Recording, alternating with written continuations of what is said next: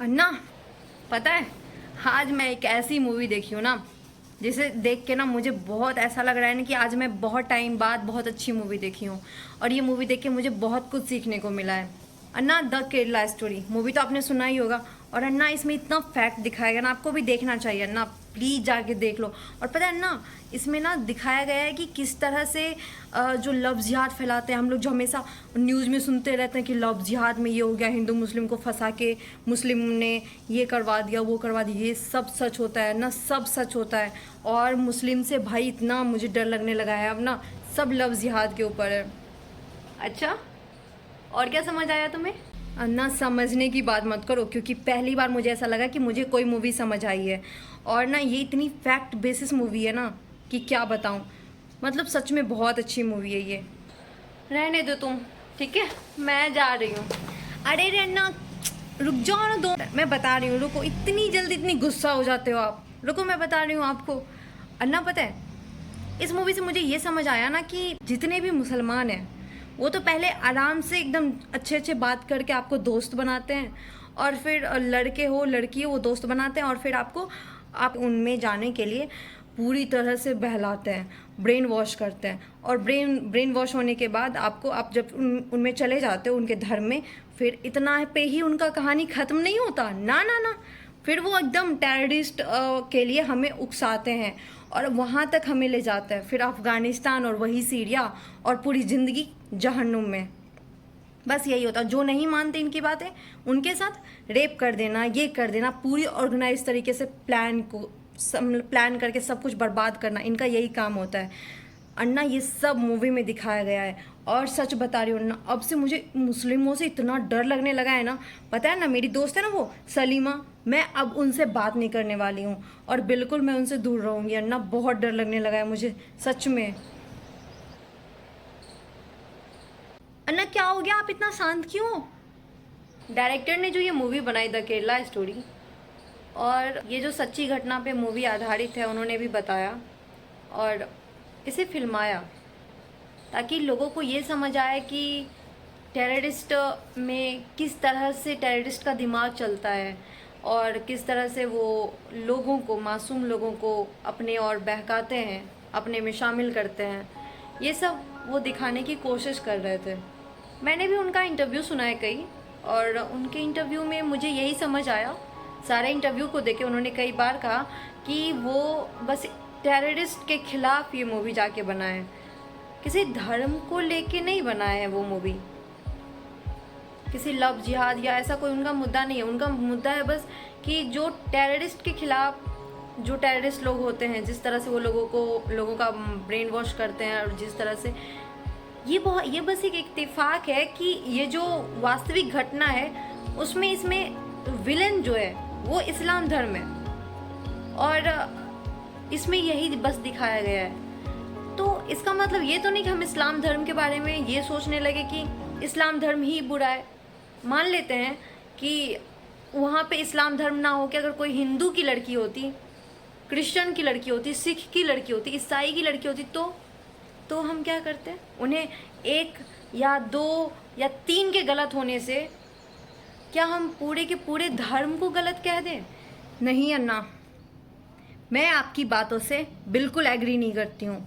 आप डेटा उठा के देख लीजिए ना, आपको तब पता चलेगा। पूरी दुनिया मानती है, अफ़गानिस्तान, सीरिया या पाकिस्तान या किसी भी मुस्लिम देश में जहाँ मुस्लिम समुदाय के लोग रहते हैं ज़्यादातर, वहाँ जाके देख लीजिए, कई देशों ने तो उसे टेररिस्ट का ठप्पा दे दिया है। और आप कहते हो कि नो अन्ना, मैं नहीं मानती हूँ इस बात को। आपको जाके इसके बारे में पता करना चाहिए। और मुझे पता है ये सब एक जैसे होते हैं, सब एक जैसे होते हैं। फिल्म के जो डायरेक्टर है ना, उन्होंने भी ये क्लियर किया है कि टेररिस्ट का कोई धर्म नहीं होता। टेररिस्ट किसी भी धर्म का, किसी भी समुदाय का, किसी भी ग्रुप का हो सकता है। और मानो कोई भी चीज़ बोलने से पहले, मैं तुम्हें 1000 बार बोली, सोच लो। इतनी बड़ी बात तुम इतनी आसानी से कैसे बोल दी? और तुम्हारी दोस्त, उसके बारे में भी तुमने 1 सेकंड में इतना कुछ बोल दिया। और किसी धर्म के कुछ लोगों द्वारा किया गया अपराध पूरे धर्म के ऊपर सवाल कैसे खड़ा कर सकता है? कितनी आसानी से कोई भी कह देता है ना कि ये धर्म ही बेकार है, इस धर्म के सारे लोग बेकार हैं, क्योंकि आपका अपना दिमाग क्या काम करता है?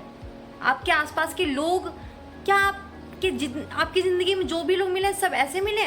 क्या आपको टेररिस्ट बना दिए? आप टेररिस्ट हो?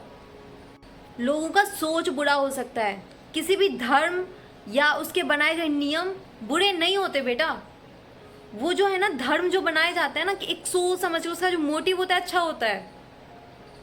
और ऐसा नहीं है कि मतलब कोई भी धर्म इतना अगर बुरा होता तो वो प्रचलन में आता ही नहीं, लोग उसे मानते ही नहीं। धर्म हमें गलत चीज़ नहीं सिखाता, और जो चीज़ गलत है वो गलत है। ह्यूमैनिटी है ना, ह्यूमैनिटी फर्स्ट प्रायोरिटी होती है, ह्यूमैनिटी पे दुनिया चलती है। आपको अपने चीज़ों के बारे में पता होना चाहिए। आपको पता होना चाहिए कि इंसानियत क्या होती है। चाहे किसी भी धर्म में हो, वहाँ पे इंसानियत सिखाई जाती है, और यही मूल मंत्र होता है किसी भी धर्म के।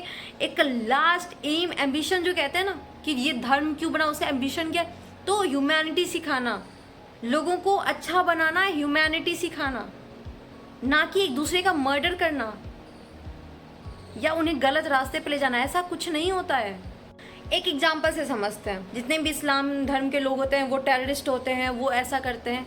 तो टेररिस्ट का कोई धर्म नहीं होता, और इस्लाम धर्म से इसलिए जोड़ा जाता है ना, क्योंकि इस्लाम धर्म में जो ना बचपन से जब बच्चे पैदा होते हैं तो उन्हें भगवान के प्रति श्रद्धा, विश्वास और उन्हें मतलब पूजा करना, हमारे शब्दों में पूजा करना उन्हें सिखाया जाता है। उन्हें बचपन से भगवान के पास झुकना, उन्हें मतलब उनका जो पूजा करने का अपना तरीका है उन्हें बताया जाता है, और वो करते हैं, उन्हें फॉलो भी करते हैं।